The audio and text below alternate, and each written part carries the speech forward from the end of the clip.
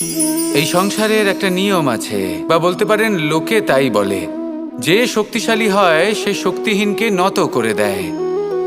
এমনটাই হয়, তাই না? আবশ্যক নয়। কখনো কখনো এমনও হয় একজন অসমর্থ ব্যক্তি সমর্থ ব্যক্তিকে নত করে দেন। এটা সম্ভব, এও হতে পারে। আর এটা তখন হতে পারে যখন তার মধ্যে ভালোবাসার শক্তি থাকে। ভালোবাসার শক্তি এই সংসারে সবথেকে বড় শক্তি হয়।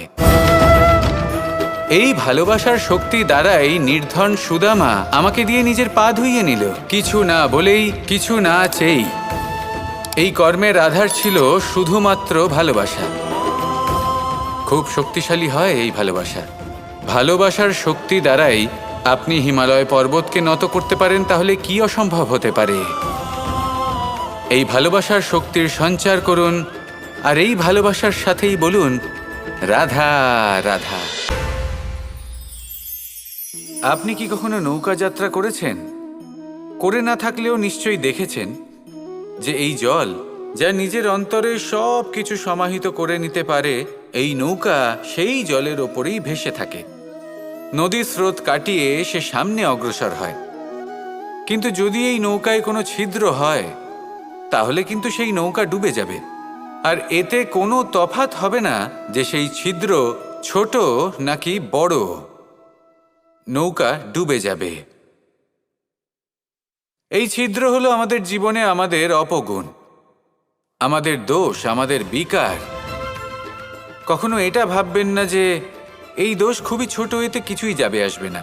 না, সেই ছোট দোষ, সেই ছোট বিকার, যদি সেটাকে শুধরে না নেন, তাহলে সেটা আপনাকে আপনার পতনের দিকে নিয়ে যাবে। শেষ পর্যন্ত এটা আপনার ওপর নির্ভরশীল যে আপনি কি চান। আপনার জীবনের এই নৌকা এভাবেই ডুবে যেতে দেখবেন, নাকি নিজেকে শুধরে নিয়ে সেই নৌকার সেই ছিদ্রটাকে ভরিয়ে তুলতে চাইবেন? নির্বাচন আপনার। আসুন আমার সাথে ভালোবেসে বলুন, রাধা রাধা।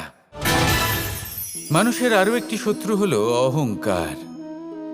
যদি আপনি এমন কোনো বস্তু অর্জন করেন যা মূল্যবান, বা এমন কোনো সাফল্য যা হয়তো অনেক মানুষ লাভ করতে পারেননি, তা নিয়ে যদি আপনার অন্তরে অহংবোধ জন্ম নেয়, তাহলে এই অহংকার আপনার শত্রু নাকি মিত্র, তা নির্ভর করছে আপনার বিবেকের ওপর। এবার ধরুন আপনি অত্যন্ত শক্তিশালী ব্যক্তি, আর আপনি অহংকারী হয়ে গেলেন। আর আপনি যদি তখন বিবেকবোধ প্রয়োগ না করেন, আর সেই শক্তির অপব্যবহার করে অনুচিত কর্ম করতে থাকেন, তাহলে আপনার সাথেও সেটাই হবে যা মামাশ্রী কংসের সাথে হয়েছিল। কিন্তু যদি আপনি অহংকার করেন নিজের ভালোবাসা নিয়ে, নিজের সমর্পণ নিয়ে, যে যাদের আমি ভালোবাসি তাদের জন্য আমি নিজের যা কিছুই আছে সব কিছু সমর্পণ করে দেব, তাহলে আপনি দধিচির মতো মহান হয়ে উঠতে পারেন। তাহলে এই অহংকার, যা এই সমস্ত সংসারের গতিকে বাধা দেয়, তাকে নিজের বন্ধু করে তুলুন, আর আমার সাথে ভালোবেসে বলুন, রাধা রাধা। ভয়ের সাথে আমরা সবাই পরিচিত, কষ্টও আমরা সবাই পেয়েছি। কখনো কখনো আমরা অসুস্থ হয়ে পড়ি, আর এমন সময় হলে মাতার মমতা, কখনো বাবার স্নেহ, কখনো বন্ধুদের পাশে থাকার অনুভূতি আমাদের রোগ নিরাময়ে সাহায্য করে। কখনো যদি আমরা নিরাশ হয়ে পড়ি, তখন যদি আমাদের কোনো আপনজন আমাদের দুটো ভালো কথা বলে, তখন আমাদের মনোবল বেড়ে যায়। ঠিক তেমন সংসারের এই রঙ্গমঞ্চে যদি আপনি পীড়িত অনুভব করেন, কিছু শুভ কথা আলোচনা করুন, কিছু স্তুতি গান করুন, কিছু মুহূর্তের জন্য হলেও নিজের ইষ্টদেবের কথা স্মরণ করুন আর প্রার্থনা করুন। সাহস বাড়বে, শক্তিও বৃদ্ধি পাবে, এবং সামনে এগিয়ে চলার পথও দেখতে পাবেন। তখন এই মন প্রসন্ন হয়ে বলবে, রাধা রাধা। প্রত্যেক মানুষ নিজেদের জীবনে সুখ এবং শান্তি কামনা করেন। অনেক মানুষ এর জন্য শাস্ত্র পাঠ করেন যে কিভাবে জীবনে সুখ শান্তি লাভ সম্ভব। আর তিনটি প্রধান শাস্ত্র যা আমাদের জীবনে আমাদের আশেপাশে বিদ্যমান তা হল ইতিহাস, বিজ্ঞান এবং ধর্ম। ইতিহাস থেকে আমরা জানতে পারি যে অতীতে কিভাবে আমরা সুখ ও শান্তি লাভ করেছিলাম।